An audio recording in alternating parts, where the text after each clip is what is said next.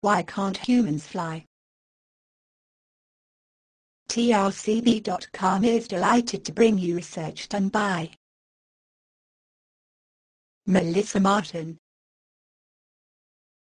Here, reason for why humans can't fly is simple. The human's body is not adapted for that particular function. The human skeleton is adapted to do lots of other things but not fly. On the other hand, there are animals who are specialized in this particular matter. These are actually the birds.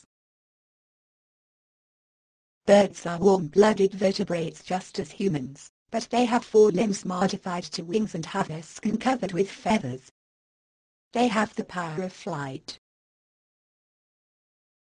The feathers are the single external feature that distinguishes birds from other vertebrates.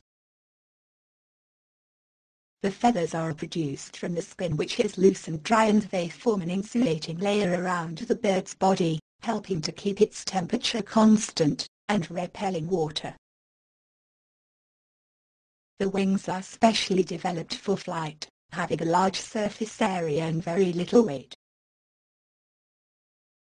Humans have arms instead of wings, and that is one of the reasons why they cannot fly.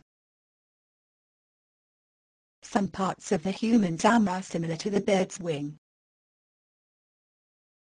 Bird's wings consist of the ball joints, followed by the humerus, then the ulna and radius, the carpals, and then first finger where the bastard wing is located, second and third fingers. Ligaments surrounding this structure have attached the primary and secondary feathers. The human arm consists of the head of the humerus, followed by the shaft of the humerus, the joint of the elbow, the ulna and radius, then joining the wrist bones to which the hand bones are attached.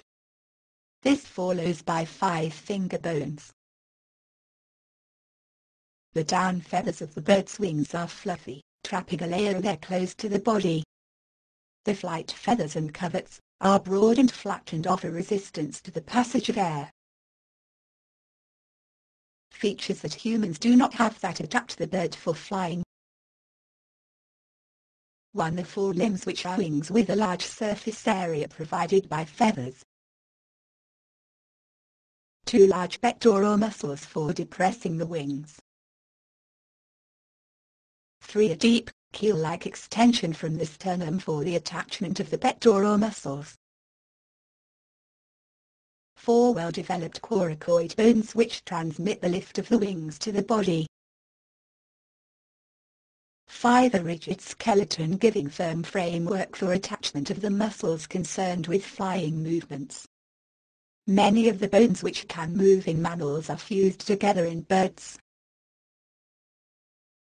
6. Hollow bones which reduce the bird's weight.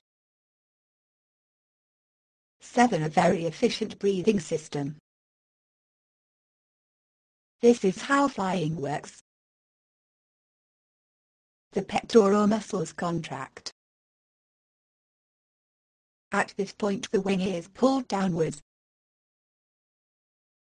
Air resistance then gives an upthrust on the wing.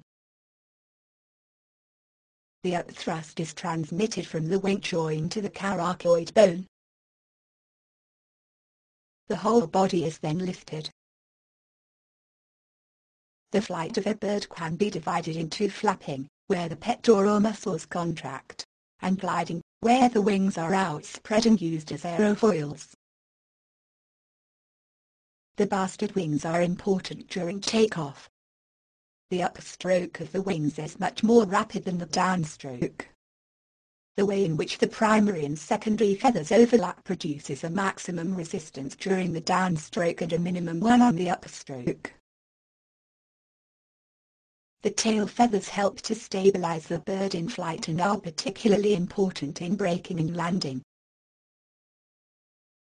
On the upstroke, air passes between veins. On the downstroke, air resistance closes the feathers. These are the things that make birds so special and the reasons why they can fly and a man cannot. Our skeletons are very different as well as our locomotion. The text version of this and more can be found at trcb.com.